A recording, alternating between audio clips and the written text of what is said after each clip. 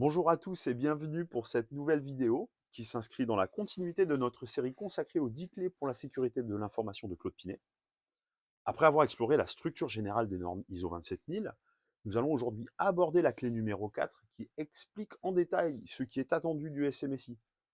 Imaginez un instant que vous êtes le gardien d'un coffre-fort rempli de choses précieuses pour votre entreprise, des informations sur vos clients, des secrets commerciaux, des données financières importantes.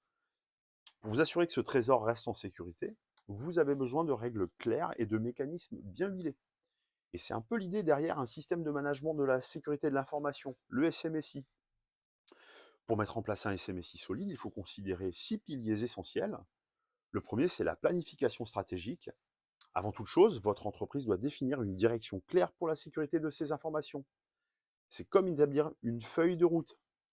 Où voulez-vous aller en matière de sécurité? Et comment vous comptez y arriver? Sans cette vision stratégique, vos efforts risquent d'être dispersés et inefficaces. Ensuite vient la gouvernance, les risques et la conformité. Ce pilier s'assure que vos actions en matière de sécurité sont alignées sur les objectifs globaux de votre entreprise. Il s'agit aussi bien de comprendre les risques qui pèsent sur vos informations, qu'il s'agisse de menaces externes comme les pirates informatiques ou de vulnérabilités internes, et de vous assurer que vous respectez les lois et les réglementations en vigueur comme le RGPD. Pensez-y comme un système de pilotage qui maintient le cap de votre sécurité en accord avec votre activité. Pour rappel, c'est propre à chaque entreprise. Le troisième pilier concerne les contrôles de sécurité. Ce sont les mesures concrètes que vous mettez en place pour réduire les risques. Cela peut aller du simple mot de passe robuste et du chiffrement de vos données à des systèmes plus complexes de détection d'intrusion. Ces contrôles peuvent être préventifs pour empêcher les problèmes avant qu'ils ne surviennent, correctifs pour réparer les dommages après un incident, ou détectifs pour vous alerter en cas d'activité suspecte. Imaginez-les comme les serrures, les alarmes, les caméras de surveillance de votre coffre-fort numérique. Le quatrième pilier, c'est la gestion des risques tiers. Aujourd'hui, aucune entreprise ne travaille en vase clos. Vous collaborez avec des fournisseurs, vous utilisez des logiciels externes, et ces interactions peuvent introduire de nouveaux risques. Il est donc crucial de surveiller la sécurité des partenaires qui ont accès à vos informations ou qui pourraient impacter votre entreprise. C'est comme vérifier la fiabilité des personnes à qui vous confiez une des clés de votre coffre-fort. Il y a ensuite le cinquième pilier qui est la gestion du programme de sécurité. Il s'agit de l'ensemble des politiques, des activités, des processus et des projets qui constituent votre SMSI.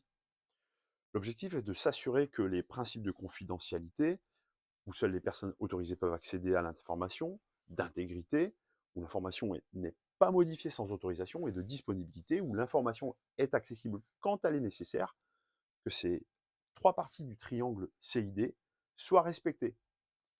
C'est le cadre global qui donne cohérence à toutes vos actions de sécurité. Enfin, le sixième pilier est la gestion des audits pour vous assurer que votre SMSI fonctionne correctement et qu'il est toujours adapté à l'évolution des menaces. Il est essentiel de réaliser des audits réguliers. Ces évaluations permettent de détecter rapidement les faiblesses et de réagir efficacement aux menaces potentielles. Considérez cela comme des inspections régulières pour vérifier que votre coffre-fort est toujours aussi sûr qu'au premier jour.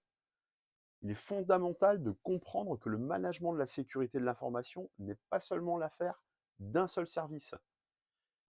C'est une responsabilité partagée pour tous au sein de l'entreprise. Les cadres et la direction jouent un rôle de supervision crucial, car ils doivent non seulement soutenir activement le SMSI, mais aussi s'assurer qu'il respecte les normes et réglementations applicables. Pensez à eux comme aux commandants qui donnent les directives et s'assurent que tout le monde suit le plan. Les ressources humaines sont essentielles pour communiquer les attentes de la direction en matière de sécurité à tous les employés dès leur intégration. Elles peuvent par exemple formaliser les règles concernant la manipulation des informations confidentielles ou l'installation de logiciels. Elles sont en quelque sorte les ambassadeurs de la sécurité auprès de chaque membre de l'équipe. Le service informatique, évidemment, est souvent considéré comme le pilier technique de la sécurité. C'est lui qui met en place les politiques et les dispositifs de sécurité. C'est lui qui surveille les activités suspectes et intervient en cas de problème.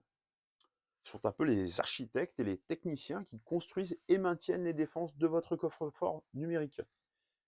Le service financier, lui aussi, manipule une grande quantité d'informations sensibles, qu'il s'agisse des comptes de l'entreprise ou des données de vos clients.